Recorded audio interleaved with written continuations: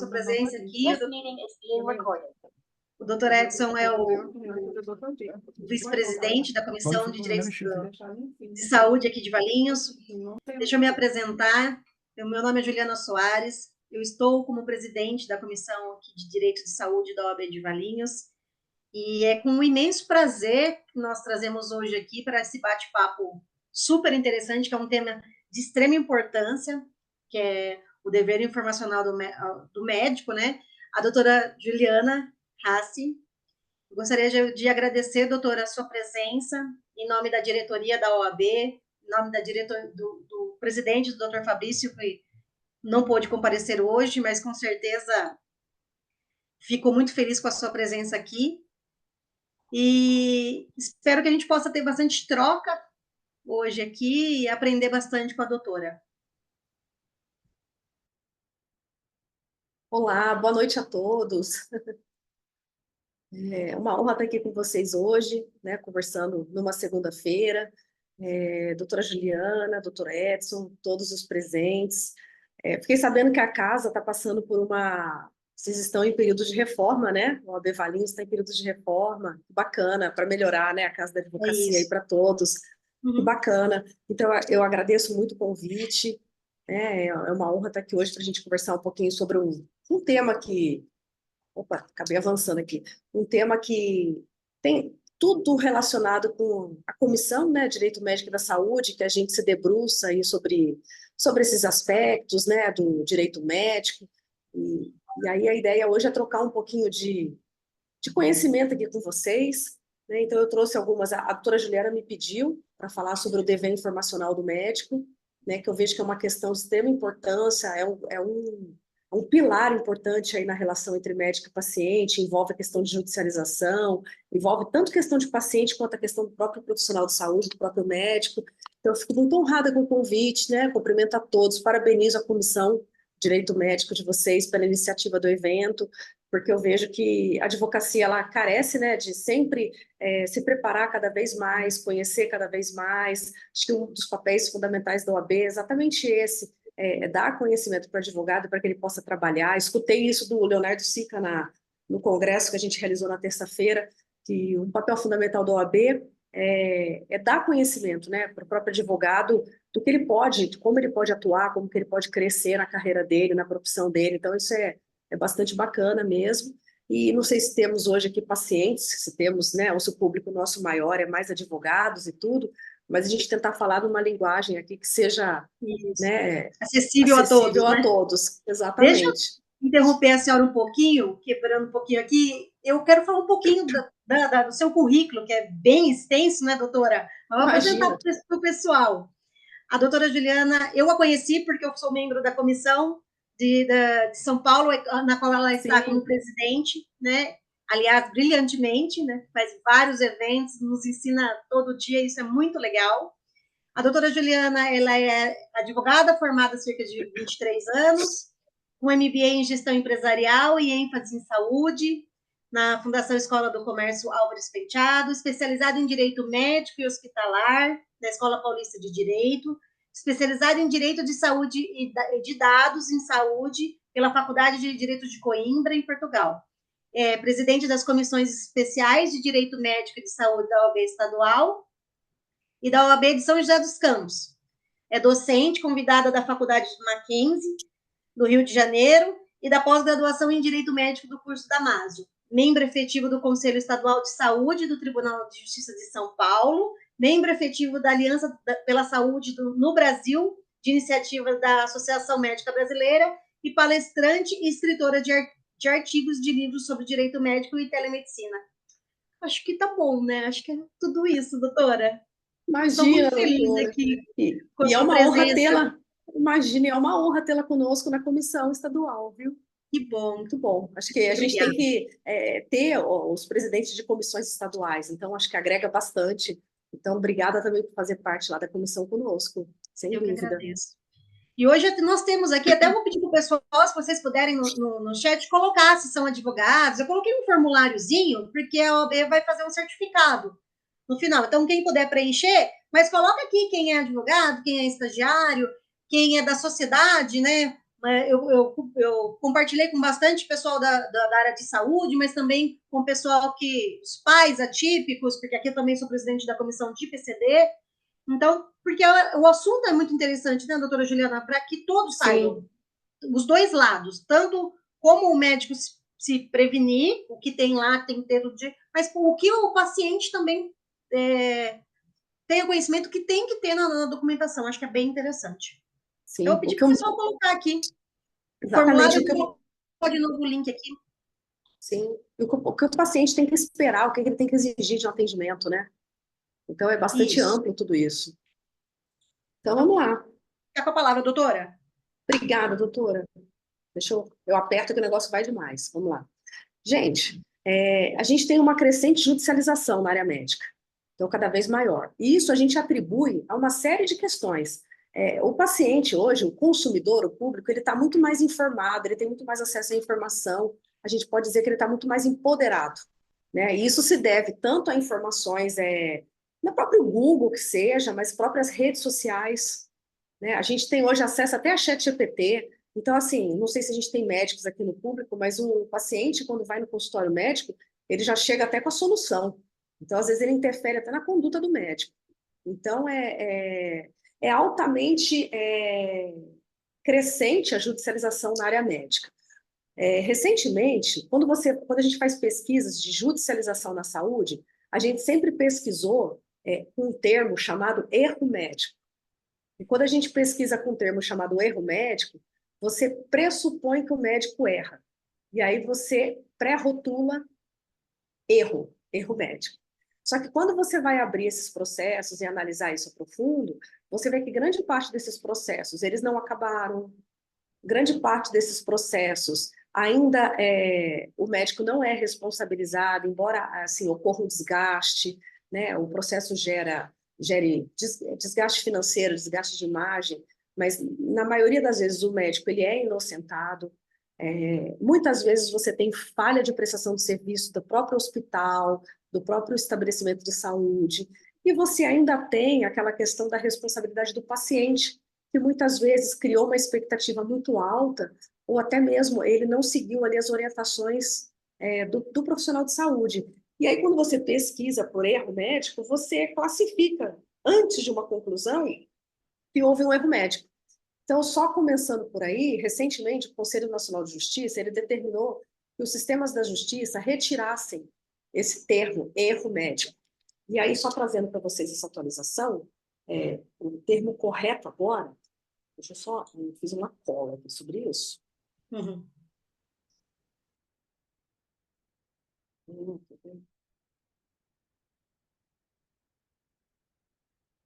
Ele está condenado, ele está desatualizado. Então, o termo que a gente vai usar hoje, ele está abolido.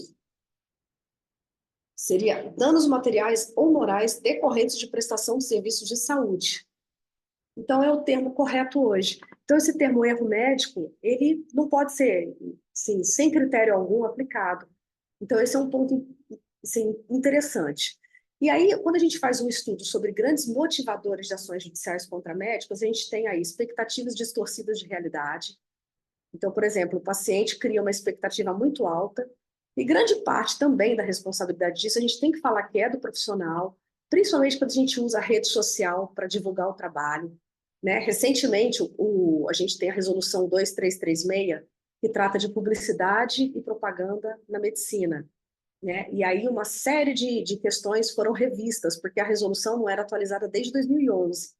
Então, se permitiu ali ter o antes e o depois, se permitiu ali fazer postagem de equipamentos que se usam no consultório, desde que registrados na Anvisa, se permitiu uma série de questões, mas você tem que ter sempre o cunho educacional, né? O antes e o depois, ele tem uma série de critérios para se postar, você não pode colocar ali, fazer melhorias da imagem, então colocar Photoshop para a imagem parecer maravilhosa, você tem que mostrar nu e cru a realidade, você tem que colocar uma série de informações ali, por exemplo, nenhum paciente é igual ao outro, cada um vai responder de uma forma.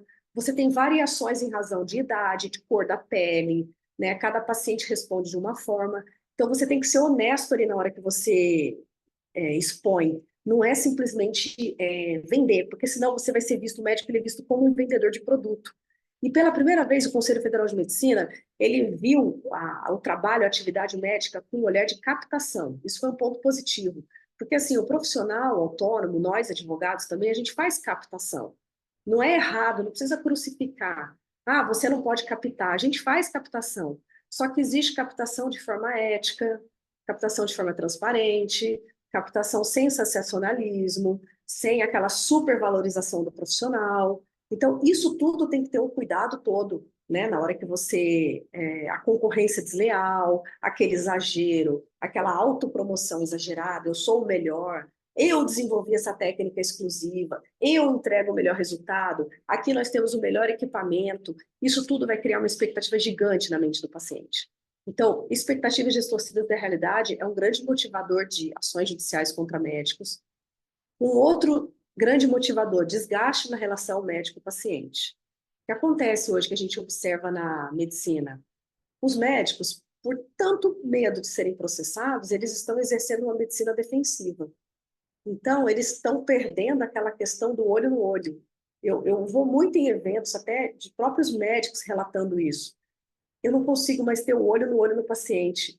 Eu sou muito mais encher de exames para me proteger, achando que com isso eu vou me proteger, mas eu vou esquecendo daquela resgate da confiança entre médico e paciente, né? E isso vai enfraquecendo essa relação. Aí entra a inteligência artificial, que vale a pena uma hora a gente, né, marcar um dia para bater o papo sobre isso. O médico tem medo do que a inteligência artificial vai fazer.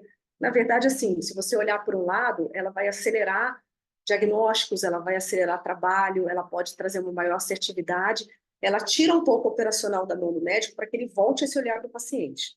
Porque quando você desgasta a relação entre médico e paciente, também há uma quebra de confiança. E já ouvi, assim, pacientes que falam assim, ele até errou comigo, mas ele foi tão gente boa que eu não vou processar ele. Então isso é comum também. Muito bom. Então é muito comum isso. Agora, às vezes você tem aquele melhor médico, o melhor, mas ele foi tão frio na relação, ele não conseguiu estabelecer aquele vínculo, aquela conexão com o paciente, que o paciente vai processá-lo. Assim, essa questão da expectativa ela é muito relativa, porque quanto maior a quantidade de informação que ele recebe, maior capacidade ele tem de decidir. Então, e tem outra questão também que vai contra o médico. A legislação toda, a própria, as jurisprudências, o entendimento, né, majoritário entre os nossos tribunais, acaba aplicando o Código de Defesa do Consumidor na relação entre médico e paciente. Eu não concordo muito com essa tese, porque você está, de novo, transformando um serviço em produto, né? Mas o próprio Conselho Federal de Medicina fala, vocês também contribuem para isso, quando vocês enchem o Instagram de vocês com aquelas imagens maravilhosas, mostrando o corpo pós-cirurgia, mostrando plástica, mostrando mama, mostrando rosto. Eles falaram, olha, não é para mostrar, não pode identificar o paciente. A gente está vendo direto isso, antes ou depois, com o rosto do paciente. Plástica, modelação de nariz, tudo. Você identifica perfeitamente qual é o paciente. Então, assim, tem que ter autorização do paciente, não pode identificar qual é o paciente, não está tendo um respeito com relação a isso. Então, assim, existe um motivo para isso tudo estar acontecendo também, né? E aí uma outra questão também, que bate muito com o que a gente vai conversar hoje, é chamado de negligência informacional. Isso aí virou o grito da moda agora, que é processar por negligência informacional. Porque o médico ele tem a obrigação de informar. Ele tem que informar exaustivamente tudo que pode acontecer numa cirurgia, quais os riscos, né? O que a pessoa tem que fazer depois, o que a pessoa tem que fazer antes, ela tem que estar ciente de tudo. Tudo tem que ser informado. Então, riscos, benefícios, alternativas de tratamento, esse é o princípio fundamental da medicina. Ainda mais quando a gente fala que o Código de Defesa do Consumidor acaba sendo trazido para o ramo da medicina, a gente fala do princípio da informação no Código de Defesa do Consumidor. Eles trazem isso para a área médica também. E isso se tornou, assim, indispensável para proteger médico em processos judiciais, que muitas vezes surgem por falta de informação clara. E aí, depois eu vou trazer até uma decisão judicial para vocês. Por incrível que pareça, muitas vezes o médico ele é inocentado com relação a uma acusação de erro médico, mas ele acaba sendo condenado a indenizar porque ele não prestou todas as informações. E aí é uma indenização decorrente de negligência informacional. E aí, falando um pouquinho da questão de médico, o médico ele tem obrigação de e-mail, né? Na remansosa, maioria das vezes, ele vai ter obrigação de e-mail. Então, o que acontece? O médico ele não vai ter obrigação de cura. Ele vai fazer tudo que está ao alcance dele, tudo que está disponível, tudo que ele puder fazer para dar a melhor solução possível para aquele paciente, o melhor desfecho possível. Mas muitas vezes a cura não vai estar acessível, a cura não vai ser possível, né? Então, ele tem que entregar o melhor resultado possível. Em algumas situações aí que ainda são discutíveis, quando é cirurgia plástica, estética e tudo, a gente pode até falar em obrigação fim, mas aí tem alguns parênteses aí que eu comento daqui a pouco, né? Mas, remansosamente, a obrigação é de e-mail. E aí, quando que o médico responde? Quando o médico, ele age com negligência, imprudência ou imperícia, né? Então, imperícia quando ele não tem, ele não faz, ele não está preparado para fazer aquilo, né? Negligência, ele deixa de tomar alguma atitude que ele tinha que tomar. Ou imprudência, ele sabia que aquilo poderia dar algum problema, mas ele pagou para ver, ele assumiu o risco. Então, você tem aqui de um lado negligência, imprudência, imperícia, e aqui você tem um dano para o paciente. E aí, quando você consegue estabelecer um nexo causal, ou seja, uma ligação entre negligência, imprudência, imperícia e resultado danoso, você estabelece a responsabilidade civil médica. Então, vamos supor que não tenha dano nenhum aqui desse lado. Ele não vai responder, né? Ainda que ele tenha agido ali de alguma forma, né, tenha, né, agido de uma forma inadequada. Ele não vai responder. Tem que haver dano, tem que comprovar dano. Então, a gente trabalha tudo isso numa defesa médica. Mas muitas vezes não tem dano nenhum aqui, né? Ou então não teve nenhuma imprudência, negligência, imperícia, mas alguma coisa não foi avisada ali, uma cicatriz, uma sequela, e aí o paciente se sente ali prejudicado. Por que não foi avisado a mim? Porque se fosse avisado, talvez tivesse uma outra alternativa para não ter isso. Por que você não avisou? Né? E aí, qual que é a melhor forma de avisar o paciente disso? Através do termo de consentimento livre e esclarecido, né? E aí, qual que é o momento de fazer isso? Primeiramente, o médico tem que ter tempo para atender o paciente, a não ser nos casos de urgência e emergência, mas ele tem que ter tempo para conversar com o paciente dele. E assim, ó, às vezes eu atendo no escritório, eu fico horrorizada. Médicos que atendem em UBS públicas, né? Eles têm meta de 20 minutos para atender paciente. E é chocante. E assim, Agora esses baixou dias eu para 10. escutei. Oi? Baixou para 10 agora, minutos. Não, eu fiquei chocada com o que eu escutei esses dias. A uma profissional falando, eu tenho que fazer exames clínicos e eu não tenho tempo. Então, o que eu faço? Eu estou anotando no prontuário que eu fiz sem fazer. Porque eu tenho meta para fazer, eu não tenho tempo, então eu vou colocar lá 5, 6 exames clínicos que eu fiz para me proteger, sem ter feito. Então, você imagina o risco que a profissional está assumindo, o problema ético que ela tem com relação a isso, porque é desonesto.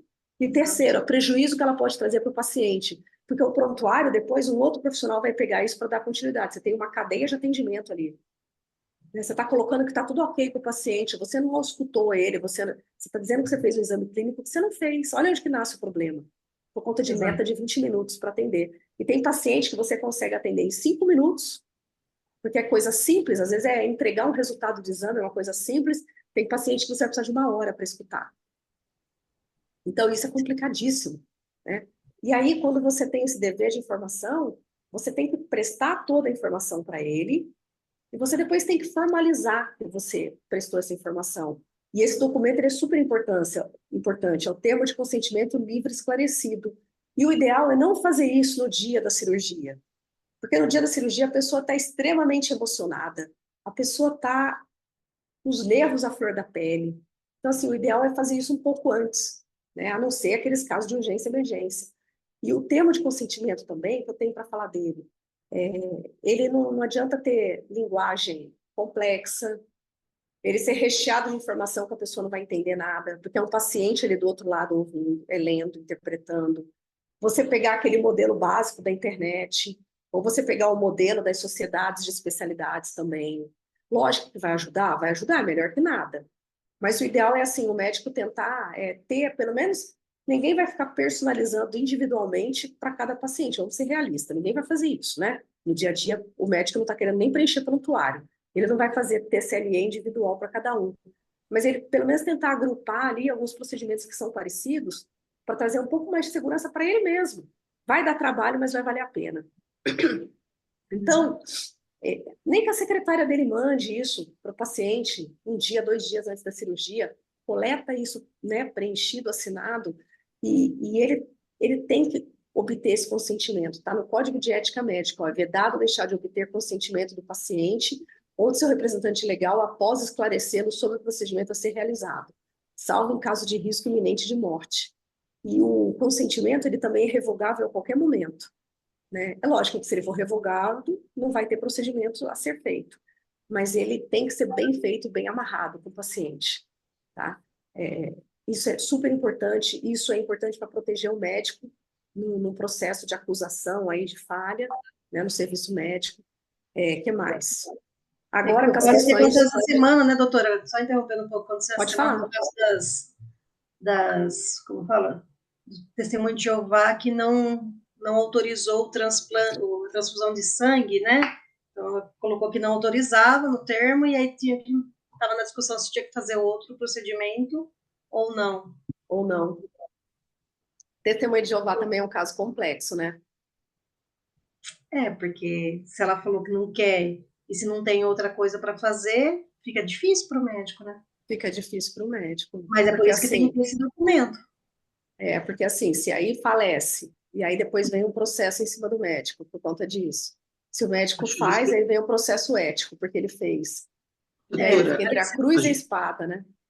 doutora, a jurisprudência do STF está sendo revista porque eles já tinham um entendimento, caso de risco de vida, o bem maior é a vida, né? E na Sim. discussão entre o Flávio Dino e a doutora, que está defendendo brilhantemente o testemunho de Jeová, acho que ela é ex-procuradora. Quando ela coloca a comparação na defesa dela, ela deixou de externar, evidentemente deve ser pela defesa do cliente, né?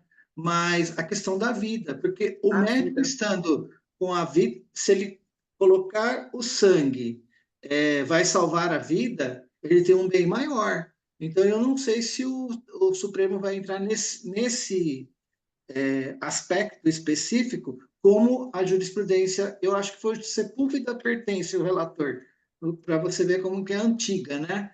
Sim. E é um caso complexo, os testemunhos de Jeová têm estudado um substituto ao sangue, e a orientação que eu tenho dado aos clientes é assim, se o senhor estiver vamos falar assim, tecnicamente seguro que essa substituição faz, se não desista da cirurgia eletiva. Mas na urgência e emergência salva a vida. É a mesma que eu faço, doutor. É a mesma. O STF está revendo essa questão, né? Está em Eu acho, pauta, tá em eu pauta acho que agora. o aspecto religioso, né? Eu respeito e vai até o momento do bem maior que a vida. Esbarra na Esse é vida. meu posicionamento. Eu também penso assim, a vida vem em primeiro lugar. Eu sei que, assim, é horrível o que eles passam. Na minha aula de pós, o pessoal do Testemunho de Jeová foi na escola de pós, inclusive eles levaram o pessoal, eles reproduzem todo o sangue artificial para substituir todo o sangue natural, digamos assim. Eles produzem tudo, mas assim, não é em todo hospital que vai ter acesso a isso. Se eu não me engano, isso não é barato, né? E assim, eu sei que quando eles recebem sangue e eles aceitam isso, eles são tratados assim de forma mais desprezível possível na sociedade, mas eles são assim excluídos de uma forma absurda, é como se é pior que, olha, não tem nem, é pior que um estuprador, sabe? Eles são tratados igual lixo mesmo, eles receberem o sangue. Mas assim, se a gente for olhar por esse aspecto, primeiro, o médico que vai ser surpreendido com um caso desse na mão dele, se for um caso que ele possa fazer a substituição com outro colega ali, sem dúvida, falo para ele substituir, colocar outro colega ali para tocar adiante, né? Agora, se ele não tiver alternativa nenhuma ali, e a pessoa estiver correndo risco mesmo, né, de vida ali, também eu sou a favor de fazer. E nem que ele responda processo ético depois. Perfeito. Também concordo. Meu posicionamento seria esse também. Agora, para eles, assim, é preferível a morte na sociedade deles, na cultura deles, na religiosidade deles. A gente não está aqui para julgar isso, mas para eles é preferível a morte do que estar com o sangue. Inclusive, não pode ser nem o sangue deles mesmos, né? Ainda tem isso, né? Tem uns casos que você poderia tirar o sangue, deixar em reserva ali, porque se precisar do seu próprio sangue, você faz o teu próprio sangue. Eles entendem que não, está impuro, mesmo que saia do teu corpo e volte para o teu corpo. Então, é uma coisa assim, nossa, é super complexo, assim, a situação. E parece que agora está aparecendo mais casos assim, né? Parece que antes não tinha tanto. Agora a Eu gente creio vê que seria importante nós nos debruçarmos a partir do nosso ciclo, né? E também fazer um intercâmbio com o CFM, com o CREMESP, porque nós precisamos proteger os emergencistas. Ele sim, não ficam pode super deixar a expostos. pessoa morrer, ele não vai olhar. Primeiro que não dá É, tempo. Às vezes não dá tempo nem de fazer a ficha de entrada. Então, eu acho que é uma área muito boa para nós estarmos é, pensando na proteção. na proteção. Como já conheço médicos também, que essa parte é engraçada, essa parte não grava. Falaram que estava no meio da cirurgia e era testemunho de Jeová, põe sangue, ele não vai saber. E aí? Põe sangue, ele não vai saber. Salvei, ele não sabe, E daí também não pode colocar nada em nenhum documento. não vai pôr em prontuário, não vai pôr em nada. E aí, tá vivo, não sabe o que aconteceu, Deus já perdoou, tá tudo certo. É. E vida que Não, segue. mas no emergencista, doutora, não tem como, nem identificação, como é que vai saber? Numa internação normal, Sim, né? Tudo bem. Aí a gente tem vários mecanismos de proteção, até da própria família, de explicação. Eu cheguei a pedir para levar para um outro hospital, né? Agora, e como é que fica? Aí fica alta pedido para que a pessoa, se a pessoa morrer entre o hospital do seu cliente até o outro hospital que eles fazem esse tipo de procedimento, a responsabilidade é de quem levou, ou do próprio paciente fez a alta pedido, mas o meu ponto é urgência e emergência. Um acidente, uma calamidade, vai olhar se é testemunho de Jeová, nada, vai aplicar vai o olhar sangue e nada. acabou. E se Pelo chegar menos é a minha visão. inconsciente, dependendo do É. lugar que aconteça o acidente, você vai para um determinado hospital, ninguém vai perguntar se é testemunha, se não é. Você vai chegar lá, Isso. vai ser entubado, sangue, transfusão, acabou, não tem nem. É. É isso mesmo. Mas daí também a gente tem a grande questão da culpa e dolo, né? Um emergencista, ele não sabe ali como que é o paciente, qual que é a religião dele, então vai seguir aí pela premissa de que a vida é Em primeiro primordial e lugar. está acima de tudo. Seria diferente, por exemplo, um caso de um médico que, sabendo que é uma testemunha de Jeová, sem um pedido, faz a transfusão. Aí isso é Uhum. questão de culpa e dolo. Mas Então aí, é algo doutor, que são bem separados uma da outra, creio eu, né? Sim. Mas é o que se levaria em consideração, principalmente para os emergencistas, como o nobre colega aí está apontando também. mas numa Sim. intercorrência dentro do centro cirúrgico, transforma numa urgência e emergência. Eu acho que esse é o Mas no ponto, né? centro, no centro cirúrgico, em tese, você já teria elementos ali para tratar. Se você não tem os elementos, entra novamente na questão de culpa e dolo. Entende? Não numa Você intercorrência agiu que. com. Aham, Então, mas mas numa não numa intercorrência que a intercorrência vida está em risco. você não teria ali a capacidade de saber que ele era um testemunha de Jeová, Sim, inconscientemente como ele não pode tomar decisões, as decisões vão para a família, e entra a discussão se a vida está acima de tudo, mas aí o médico possa estar errado, mas já tem elementos para que ele possa tomar a decisão dele. eu ainda assim, doutora, eu penso que é um tema bem polêmico, né? Eu penso Muito que polêmico. no momento do ato cirúrgico, numa intercorrência que coloca em risco a vida do paciente, eu ainda defendo que, se necessário for, não tiver outra alternativa, porque o dono do diagnóstico é o médico. Essa é a premissa Sim. básica do direito médico. E ele é o responsável por cada paciente, por cada diagnóstico, né? E aí a gente entra no que o doutor Tiago está falando, a doutora, mas é um tema que vale a pena nós nos debruçarmos, porque cabe a nós defendermos tanto a família quanto O profissional, os né? médicos, os A gente hospitais, vai ter que marcar um outro dia para falar só desse assunto. mas com essa prudência e com esse equilíbrio que a nossa Uma profissão... margem de segurança, né? Desculpa, Porque o doutora. médico também está exposto, né? Os profissionais de saúde estão expostos também. É isso mesmo. Peraí, deixa eu só passar aqui. Bom, aqui a gente falando, acho que eu comentei, caso de urgência, emergência, o TCLE, né?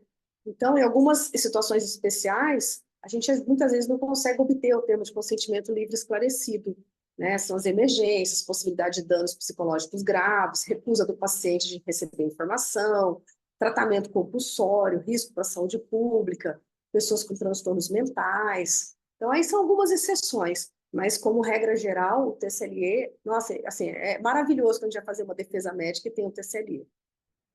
É sensacional, ajuda muito. E aí a gente vem trazendo mais questões, né? Quais demais documentos são necessários na relação médico-paciente?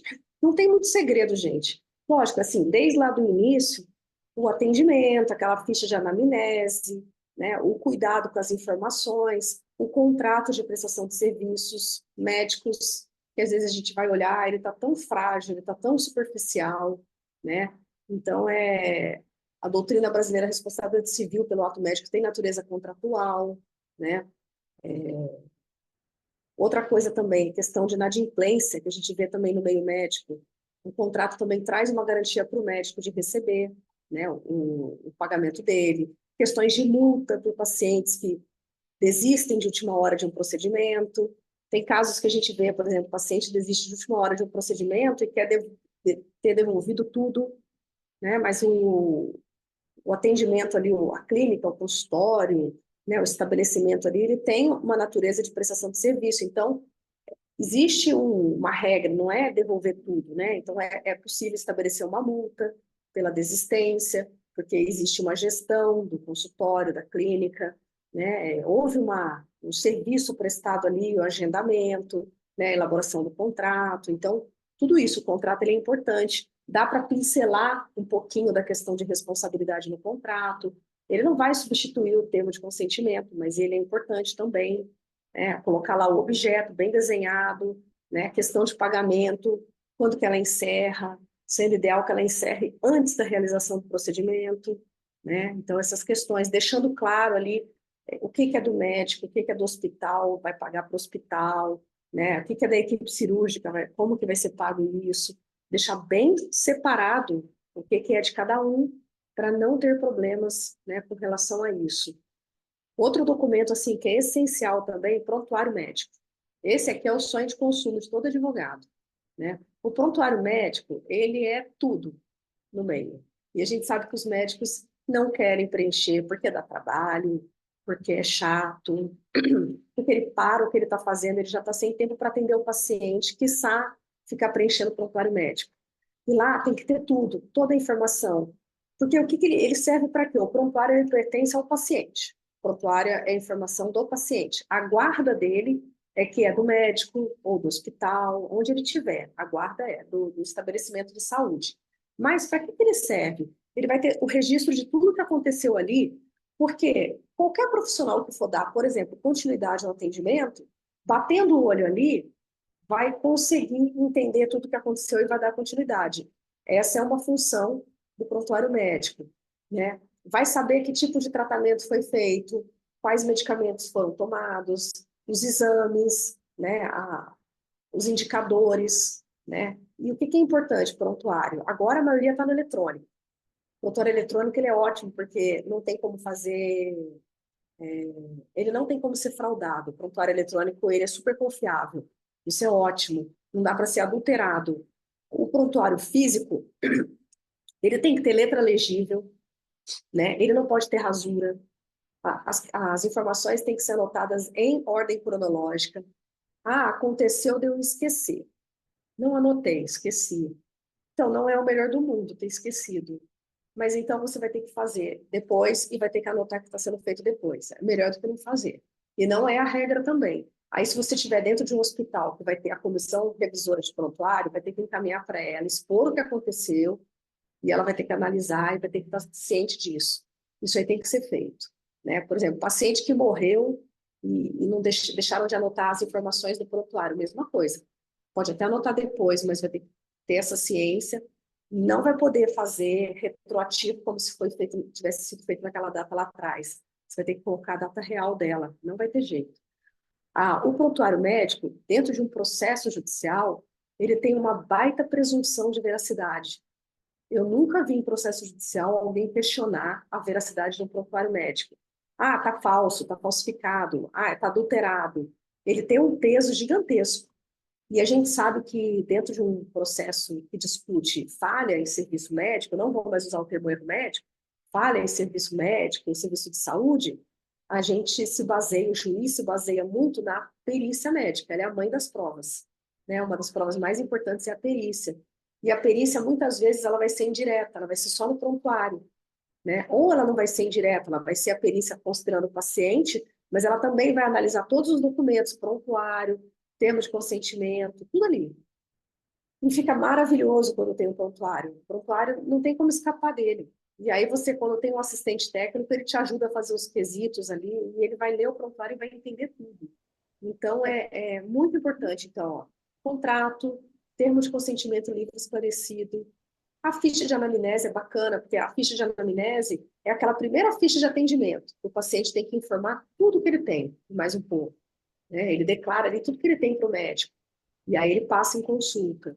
Tem alguns outros documentos que eu não coloquei aqui, mas são bacanas também, de encerramento de tratamento, né? Desistência de tratamento, daquele paciente que não voltou mais no consultório, e depois processo médico dizendo que ele não entregou resultado, mas na verdade quem abandonou foi o paciente que abandonou o tratamento.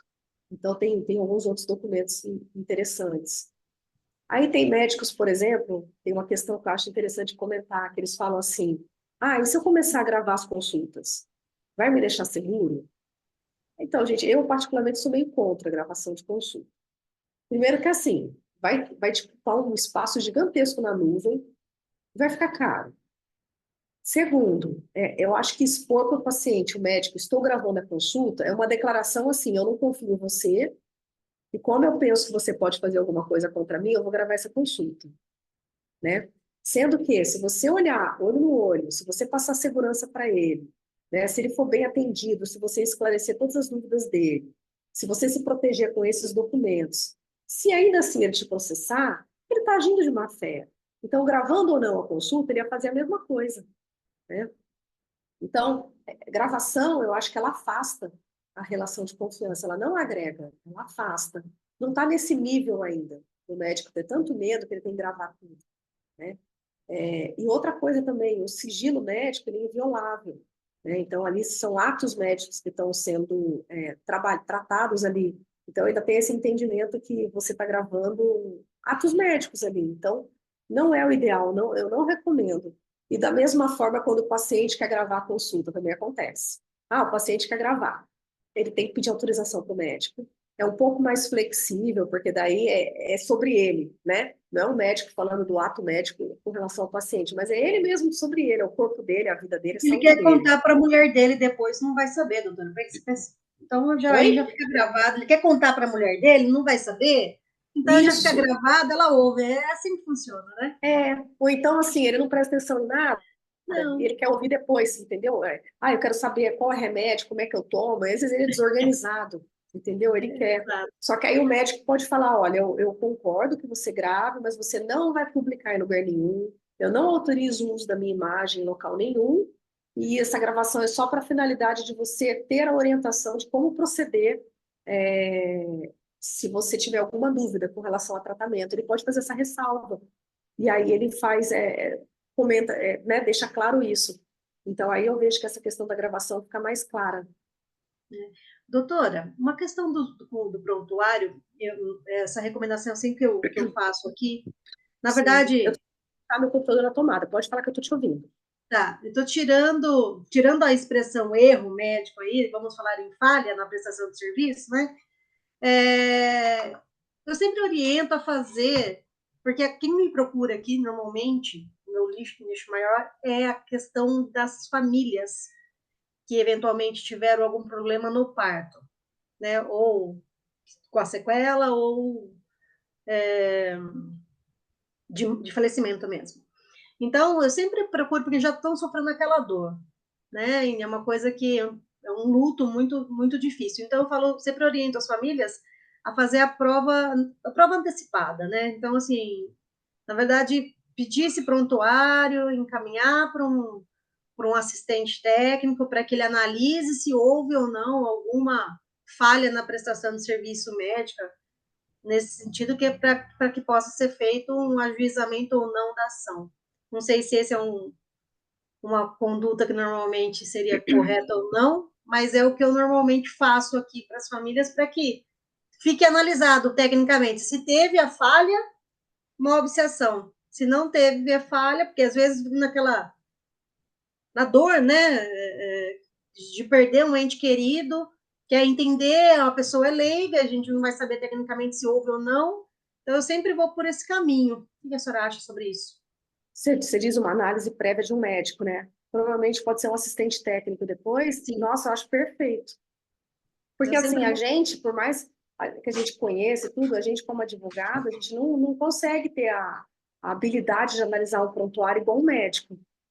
Exato. Então, é assim, aquela questão de você não entrar com uma ação à toa para perder e nem expor um cliente, né? Eu Então, penso eu mais acho na dor super da pessoa válido. mesmo, né? Da família.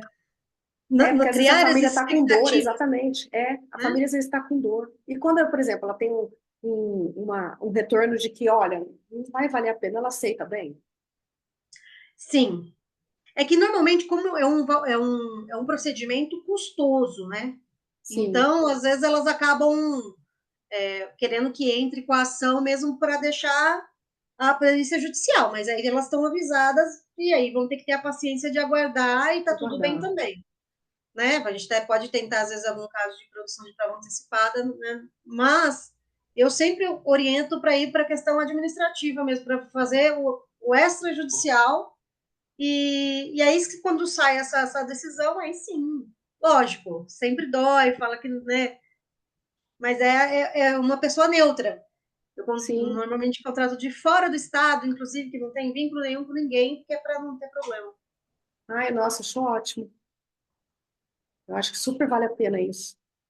Porque daí não cria expectativa e também não vai tumultuar o judiciário por conta de. É, assoberbar, né? É, E se for entrar, que entre valendo a pena. E que as pessoas porque também, eu não sei como que você vê isso, mas está um pouco tabelada a questão do valor de indenização, né? sim, o valor, hoje em dia, é que né, num passado aí os valores estavam muito altos. Muito Agora, hoje altos, não, é. né? Hoje não. Então, mas É, eu hoje acho já. que as pessoas até hoje que me procuraram nem foi por causa do dinheiro, foi por É só conta pela da dor dor mesmo, mesmo. né? Da dor, da questão da Da justiça, dor né? e da questão da falha por conta de sequelas. Isso tem bastante. Mas Sim, aí nisso as crianças ainda estão no tratamento, então estão naquela fase de gastar bastante até conseguir eliminar e tal. Aí elas dão um passinho para trás por enquanto nesse aspecto. Mas eu sempre vou por esse lado aí, pensando na praticidade da prova. sim, sim. Uma questão também que eu escuto bastante, assim, que acontece bastante, principalmente em hospital que recebe alunos de medicina, e que acho que é uma questão para ser trabalhada até em nível institucional, com MEC, tudo, é violência obstétrica. Está muito Hum, alto. tá. É, isso tem Olha, bastante. aquela manobra de Christeller, né, que fala, aquilo é proibido, não tem evidência científica nenhuma, então você vê anestesista girando, fazendo aquela manobra na barriga da mãe para poder posicionar a criança para tentar sair do parto normal, aquilo não tem evidência científica, aquilo é É. proibido. É, a episiotomia, que é o corte, né, naquele canalzinho entre ânus e vagina, teve um caso, que até uma colega, não foi nem comigo, ela um hospital, né, que a mãe tinha acabado de ter o bebê, ela teve o bebê por cesariana, estava com a criança no colo, deitada, e aí tinha uns alunos de medicina assistindo. E aí o médico convidou um dos alunos e falou, olha, vem aqui, né? Tá vendo aqui, ó, você vai fazer um corte para você aprender a fazer episiotomia. Ah, Pronto. Aí ela falou, não, eu já tive a criança, eu tô com a criança no colo. Não, fica quietinha que você vai me atrapalhar. Faz aí a episiotomia que você vai fazer e vai suturar depois. Então tá nesse ponto. Isso é um desrespeito muito grande. Assistir parto, por exemplo, assistir parto sem o consentimento da mãe, alunos assistindo, é considerado violência obstétrica. Ninguém tem que assistir nada. E às vezes tem mães que passam por isso, até advogadas. Elas nem sabem que estão passando por isso, porque é tão bizarro que elas demoram a entender que aquilo está acontecendo com elas e que aquilo seria uma violência obstétrica. Exato. Assistir a manobra, disotomia desnecessária. A episiotomia, ela nem é indicada, só em casos assim extremos, sabe? Casos muito extremos, então assim, isso gera judicialização também. Porque é muito desrespeitoso, é muito, né? Sabe que meu sobrinho mais velho faz medicina, está terminando, e ele sempre se preocupa muito com isso, porque quando ele percebe que às vezes a pessoa está incomodada, ele pergunta, se tudo bem de eu ficar aqui, aí se falar não, ele fala, não tem problema. Exato. E por isso que tem o plano de parto, né? O plano de parto é quase igual um consentimento livre esclarecido, porque a mãe vai colocar ali tudo que ela espera, né? Que aconteça no parto dela. A ocitocina desenfreada, que é para acelerar o parto, tem que ter um cuidado todo com isso, né? Então é complicado mesmo. Aquelas piadas, né? Você está sentindo dor agora, mas não teve dor para fazer, né? Agora está com dor para sair. Então, assim, somente em rede pública, né? Você vê relatos de mães eu ouvindo esse tipo de esse comentário, né? Esse comentário, Exato. Então, isso aí também é bem desrespeitoso isso. É bem complicado. Aqui eu trouxe uma decisão que ela foi favorável para o médico. E esse caso aqui, se eu não me engano, acho que o médico estava sem o TCLE, achei incrível. Do TJ Distrito Federal. Então, apelação, consumidor, processual civil, não comprovação do resgate, aí é outra coisa. Vai, ação de indenização. Esterilização cirúrgica, gravidez posterior à laqueadura tubária. Ou seja, laqueadura tubária não necessariamente significa que não vai ser reversível, né? Esses procedimentos de laqueadura, aquele outro lá, oh meu Deus, que faz no homem, me deu um branco agora, vasectomia. Vasectomia, eles têm a margem de voltar, né? Margem de reversão. Né? Exatamente. Então, a possibilidade de reversão espontânea existe. Alegação de violação ou dever de informação. Olha que interessante isso aqui. Então, a pessoa entrou com ação falando que não foi informado que poderia voltar, né? Ter uma reversão da laqueadura.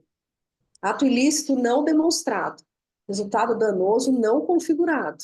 Responsabilidade civil afastada. Recurso da médica não conhecido. Tá.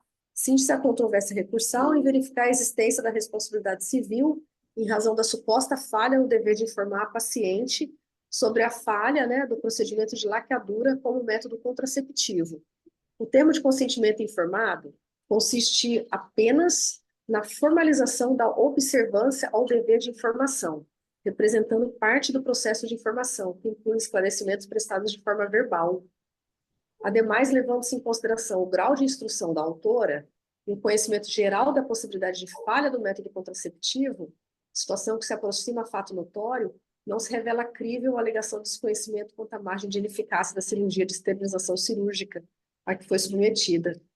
Assim, ainda que o termo de consentimento não tenha sido assinado pela paciente, tal quadro por si só não induz a presunção de ofensa ao dever de informação sobre a falibilidade do procedimento cirúrgico de laqueadura, a qual foi submetida a autora após o nascimento da segunda filha, e a possibilidade de recanalização espontânea. Aqui, assim, por incrível que pareça, mas isso aí foi em 2016, né? Não, 2020.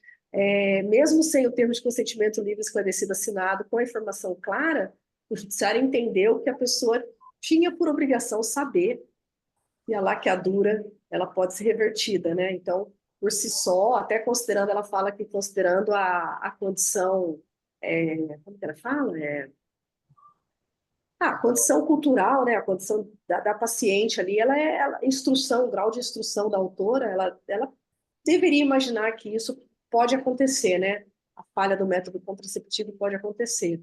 Mas, assim, não é sempre que esse tipo de decisão sai, não. É isso que eu ia falar. Essa não é um entendimento majoritário, né? Não é majoritário. Então, eu coloquei uma que não é majoritário de propósito, né? Assim, para Atualmente, gerar assim, discussão. Não é. até cicatriz está tendo que ser avisado no termo de consentimento. Então, imagina uma gravidez, né? É que eu acho que com relação à gravidez, a métodos nesse sentido, ainda há total cultura disso, né? Tanto, principalmente para o homem. Porque a Principalmente primeira no coisa homem. que pede, que foi, se aconteceu, vamos fazer um DNA. Né? Porque o Exatamente. médico tem. Gera um estresse, né? Não, gera um transtorno danado. E, assim, Gera.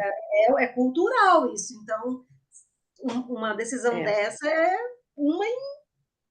Gera, e aí ele vai, abala até o relacionamento, porque ele vai duvidar da mulher, isso aí vai ter todo um desdobramento, vai ter que fazer exame de DNA, pode marcar o casamento, porque daí a mulher vai ficar ofendida, depois ela pode não aceitar que ele duvidou dela. Então, uma série de questões aí envolvidas, né? Sim, porque isso é comum, né, na população saber que não, fez a laqueadura e fez a vasectomia, está resolvida a situação, né? Mas Não eu sempre está. brinco com meu marido, né? Eu falo, sempre tem 1% de chance. Ele falou, não vem não, hein? Depende da vontade divina, né? Exato, falou, a gente não sei, pode vir mais uns 2, 3. Ele falou, pelo amor de Deus. Doutora, nesse caso, nós não teríamos também que nos debruçar na questão da falibilidade da medicina, uma vez que ela é meio e não fim?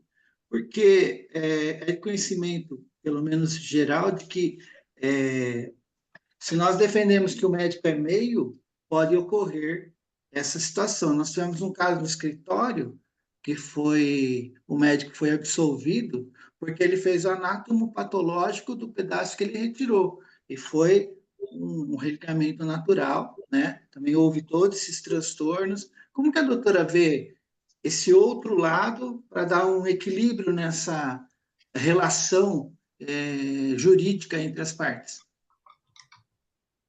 Sim, também é uma base de defesa, sim. Por isso que ele tem que deixar claro que ele não está garantindo o resultado ali, né? Você não vai ter certeza de que não vai reverter, né?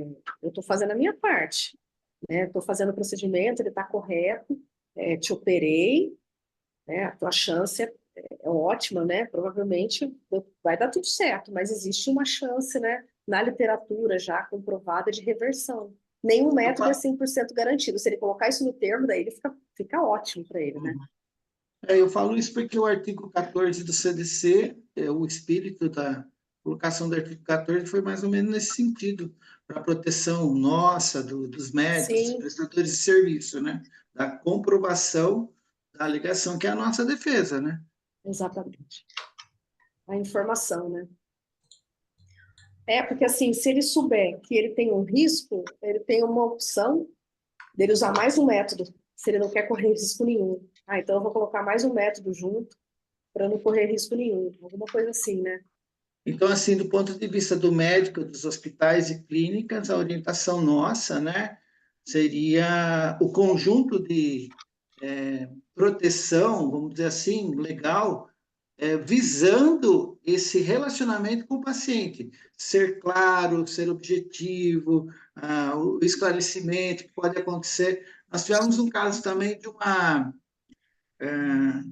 bucomaxilo, onde ela ficou por um tempo totalmente deformada e teve o desvio do septo, mas o desvio do septo ocorreu justamente que foi na intubação.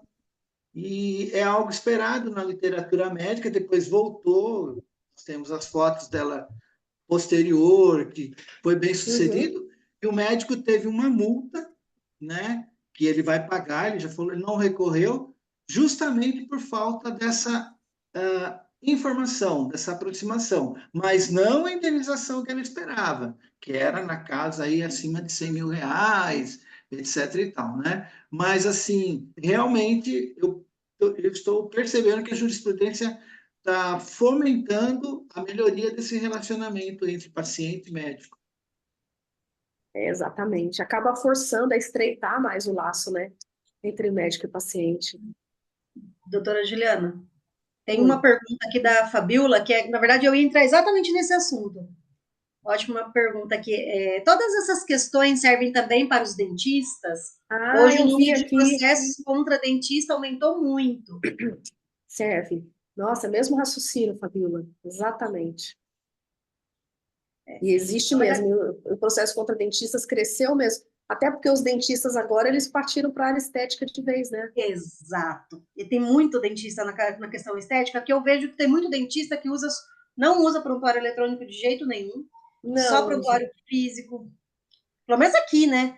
Só É. prontuário físico. E eu tive um caso aqui em que teve uma questão na falha da prestação de serviço e eu pedi cópia do prontuário, mas eu já sabia que não tinha, porque pegou fogo na clínica. É mesmo? E aí eu falei, então, mas o seu dever é dever de armazenamento da informação. Aí fizemos um acordo, eu não precisei judicializar. Isso também funciona. Então, mas Não, os dentistas estão sendo sempre judicializados, sim.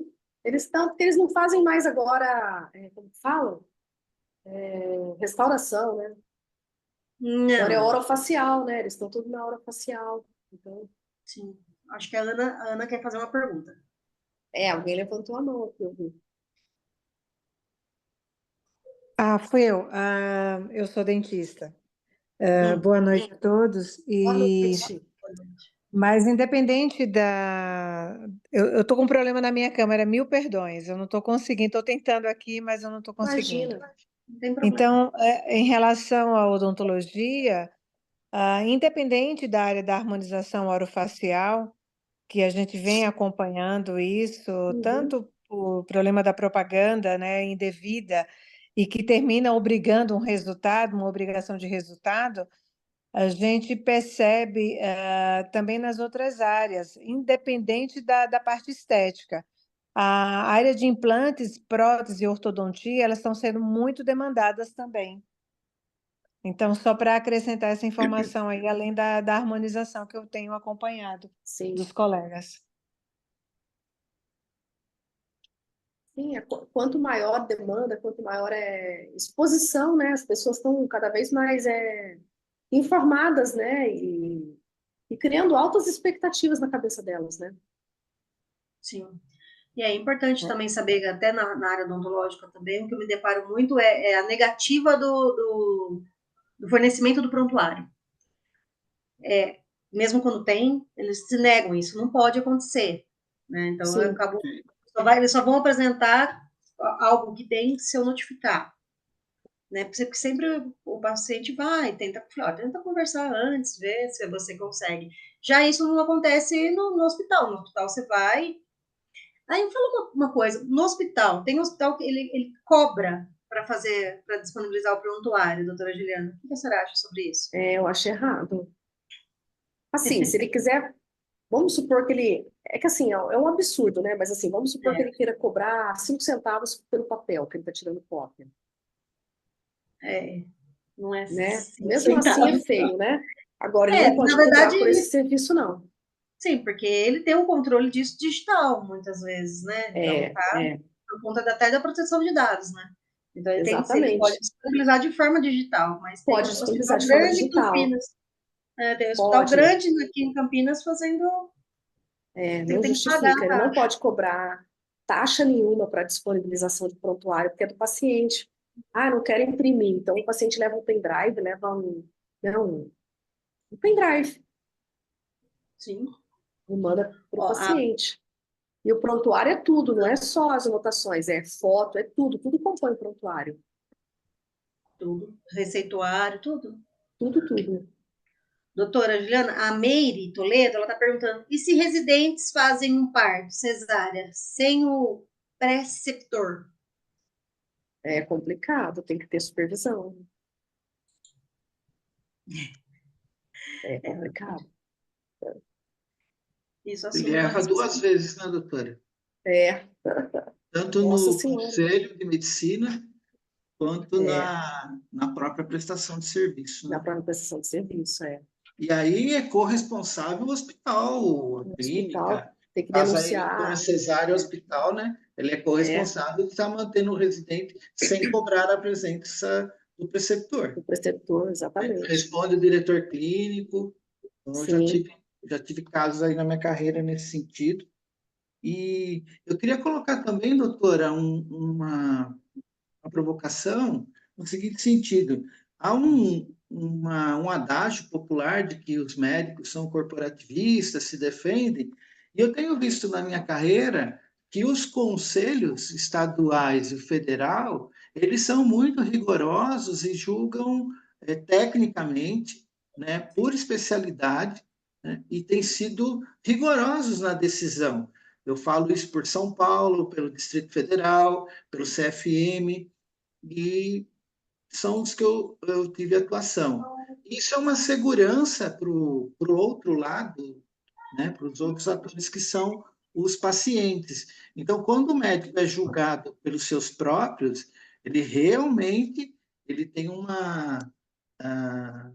vamos falar assim, uma análise rigorosa. Eu tenho defendido alguns médicos no processo administrativo e é muito difícil. Às vezes, até na sustentação oral, nós somos chamados à reflexão, demonstrando, e não raro são votos assim, o cliente tem um voto favorável, os demais contrário, porque eles preservam essa relação. Isso eu vi que, eu percebo que isso veio com o tempo. Como é que a doutora vê essa colocação?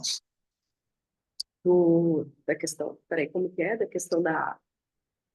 É que Há deu um uma... adágio cortou de um que os pouquinho. médicos eles se protegem, então que não adianta Sim, nada fazer a reclamação nos conselhos respectivos. Ocorre que eu tenho visto um rigor dos conselhos para chegar na realidade. E isso pode comprovar também uma eventual ação no futuro. O paciente tem essa decisão. Então, eu vejo os conselhos como órgãos que acabam sendo parceiros dos pacientes também. Não há um corporativismo como havia essa fala popular, no sentido de que os médicos se protegem. Como é que a doutora vê isso? o senhor acha que um conselho acaba sendo... Não é tão duro isso com os médicos? Ao contrário, é como o nosso, é muito rigoroso. É rigoroso, né? É Eu também rigoroso. vejo assim, eu A vejo assim. experiência que eu tenho tido é que, Por exemplo, popularmente, falam, os CREMESP, médicos se protegem. O CREMESP é difícil de trabalhar com o o CREMESP é CREMESP, difícil. O e o CREMESP, tudo ali é CFM, ele difícil. é mais técnico, né? Então, eu O tenho levado o CREMESP, CFM na questão técnica. O CREMESP, ele aperta bastante. Então, eu o queria ver a CREMESP sua aperta posição. bastante. O CREMESP aperta bastante. Não, eu concordo contigo, o CREMESP é difícil. Não, e assim, tem Acho casos que o paciente, às vezes até no cível, o médico já está inocentado, já está tudo resolvido e continua o processo ético no CREMESP e alguma condenação do CREMESP ele tem. Perfeito. Sim, bom, o acho que CREMESP ele pega mais pesado, vamos dizer assim, muitas vezes com o médico, porque ele olha a questão ética, né? Ele vai muito na questão ética, então ele acha ali um pelo em ovo, sempre ele acha alguma coisa ali na questão ética. Porque não raro, doutora, os peritos dos juízos, eles são ou genérico ou de uma especialidade olhando a outra, e eu tenho uma crítica nesse sentido. Eu acho que Eu também tenho, deveria ser da especialidade. da Tem um especialidade, caso, mas isso aí eu acho que sempre tem que impugnar e bater e usar o CPC e travar o processo e não deixar fazer sim, perícia com um perito sem ser especialista. Nossa, já vi cada processo dar horrores por conta de perito sem ser da área. perfeito. E e tem assim, juiz o aqui dando CREMESP usa com essa... perito de cooperativa. Queria que fizesse com perito de cooperativa, processo contra a cooperativa. Nossa senhora, não dá, né? Impossível, né? Não dá, é suspeito demais, né? Então, mas tive que gravar. Mas é isso. Nossa, tem que travar o processo, fazer de tudo, não deixar, né? Acho que aqui no Perfeito. chat nós não temos mais perguntas. Alguém mais quer fazer alguma pergunta para a doutora? Acho que aqui eu li todas as perguntinhas. Se eu não li, peço desculpas. Mas acho que eu li todas as perguntas. Mas a gente também tem um formuláriozinho, doutora Juliana, que eu mandei aqui no chat, pessoal preencher, das Que legal. sugestões de outras palestras. Já colocaram uma sugestão aqui para a gente falar sobre a aqui, ó, violência obstétrica. Olha que legal. Esse assunto eu sei que o pessoal adora. Sempre tem pauta para Então, isso. vamos pensar nisso para as próximas aí, ver Vamos. as agendas. Vamos Doutora, sim. quero agradecer imensamente ao seu tempo aqui conosco, essa troca, foi muito rica. Agradecer a todos que participaram aqui com a gente. Doutor Edson, muito obrigado. Para mim, ele é doutor Edinho, né? Obrigada pela A Ju, né? parceria. Estamos juntos E, aí. doutora Juliana, até eu espero que possamos marcar uma próxima em breve num novo tema. E Vamos sim. agradecer imensamente aí pela sua participação. Também Imagina, quero eu agradecer agradeço. a doutora, assim como muito obrigado aí pelo nome da Ju, do presidente, né? Fico honrado aí trabalhar com a Ju e a gente tem uma intimidade de longo tempo aí, eu fui contemporâneo, amigo da irmã dela, vi a Juliana crescer e é uma honra para mim ver uma profissional desse gabarito.